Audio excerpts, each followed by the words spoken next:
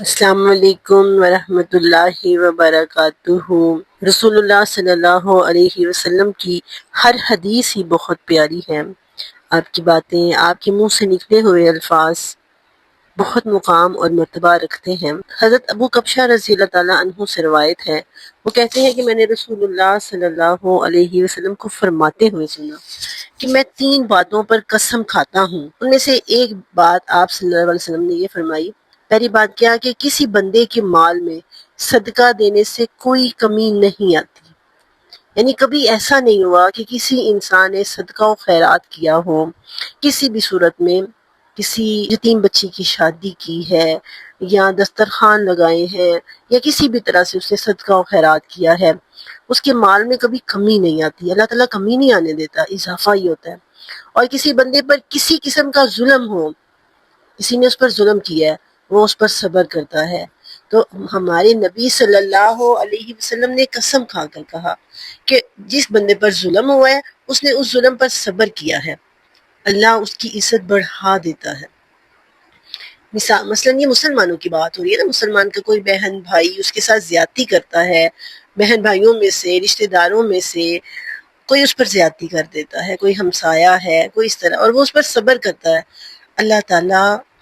اس کی عزت بڑھا دیتا ہے۔ اور دوسری بات کیا فرمائی، یہ پہلی بات تھی، دوسری بات کیا فرمائی کہ اگر کوئی شخص اپنے اوپر سوال کا دروازہ کھولتا ہے، یعنی خود کو مانگنے کی عادت ڈال لیتا ہے،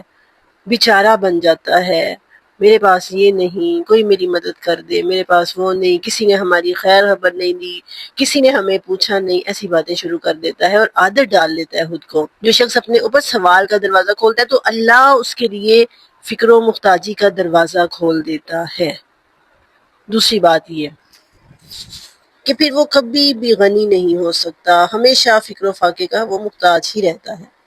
تیسری بات فرمائی، تم لوگوں سے ایک اور بات بیان کر رہا ہوں، اسے بھی اچھی طرح یاد رکھو۔ یہ دنیا 4 قسم کے لوگوں کے لیے ہے، دنیا میں 4 قسم کے لوگ ہیں۔ ایک بندہ وہ ہے جسے اللہ تبارک و تعالیٰ نے مال اور علم کی دولت دی، وہ اپنے رب سے اس مال کے کمانے اور خرچ کرنے میں ڈرتا ہے، یعنی جو مال ہے نا اس کے معاملے میں خرچ کر رہا ہے، کما رہا ہے، کہیں حرام ذرائع تو نہیں استعمال کر رہا، کوئی حرام ذریعہ استعمال نہ ہو جائے۔ اور خرچ کرنے میں کیا ڈرنا، فضول خرچی اور کنجوسی، دونوں چیزوں سے بچتے ہوئے اعتدال کا راستہ اختیار کرنا، اور اس مال کے ذریعے صلہ رحمی کرتا ہے، یعنی سب سے پہلے رشتہ داروں کے حقوق پورے کرتا ہے، اور اس میں سے اللہ کی حقوق کی ادائیگی کا بھی خیال رکھتا ہے۔ اللہ کے حقوق کی ادائیگی کیا ہوگی کہ غریبوں کا خیال رکھے، یعنی صرف یہ نہیں کہ رشتہ داروں کو ہی نوازتا رہے، اللہ کے حقوق کی ادائیگی بھی کرے۔ ایسے بندے کا درجہ سب درجوں سے بہتر ہے، ہائیسٹ رینک ہے ایسے بندے کا۔ اور ایک وہ بندہ ہے جسے اللہ نے علم دیا ہے لیکن مال و دولت سے اسے محروم رکھا، پھر بھی اس کی نیت سچی ہے۔ علم کیا، اچھائی اور برائی کی پہچان ہے یہ علم، اور وہ کہتا ہے کہ کاش میرے پاس بھی مال ہوتا تو میں اس شخص کی طرح عمل کرتا۔ یعنی وہ اگر مال حاصل کرنا چاہتا ہے تو کوئی لالچ نہیں، کوئی دنیاوی سٹیٹس نہیں، بلکہ صرف اس لیے کہ اللہ کے راستے میں خرچ کروں، تو اسے اس کی سچی نیت کی وجہ سے پہلے شخص کی طرح اجر برابر ملے گا۔ یعنی پہلا وہ شخص جو صلہ رحمی کے لیے بھی خرچ کر رہا ہے اور حقوق اللہ کی ادائیگی میں بھی خرچ کر رہا ہے، حلال اور حرام کا خیال رکھتا ہے، کمانے میں، خرچ کرنے میں فضول خرچی اور اعتدال کے راستے پہ چلتا ہے، فضول خرچی سے بچتے ہوئے، فرمایا اس کو اتنا ہی اجر ملے گا۔ جس کے پاس مال نہیں ہے لیکن ڈیزائر ہے، وش ہے اس کے اندر کہ اس کے پاس ہوتا تو وہ بھی خرچ۔ پھر فرمایا اور ایک وہ بندہ ہے جسے اللہ نے مال و دولت سے نوازا لیکن اسی اللہ تعالیٰ نے علم سے محروم رکھا، وہ اپنے مال میں غلط روش اختیار کرتا ہے، اس مال کے کمانے میں بھی اور خرچ کرنے میں بھی اپنے رب سے ڈرتا نہیں ہے، نہ ہی وہ صلہ رحمی کرتا ہے، نہ ہی اس مال میں اللہ کے حق کا خیال رکھتا ہے، تو ایسے شخص کا درجہ سب درجوں سے بدتر ہے۔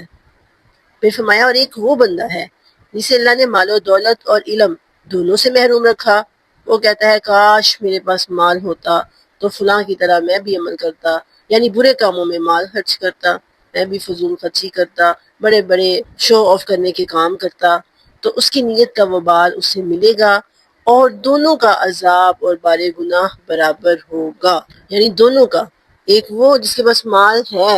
اور اسے غلط راستے میں استعمال کر رہا ہے، اور ایک وہ جس کے پاس مال نہیں ہے لیکن وہ چاہتا ہے کہ وہ اس کو غلط راستوں پر استعمال کرے، میں بھی ایسے اڑاتا، میں بھی یہ کچھ کرتا، ایسی گیٹ ٹوگیدرز رکھتا، ایسے فنکشنز رکھتا، اپنے دوستوں کو خوش کرتا۔ اللہ تعالیٰ نے فرمایا کہ صرف ڈیزائر کی وجہ سے دونوں کا معاملہ ایک جیسا ہوگا۔ پہلے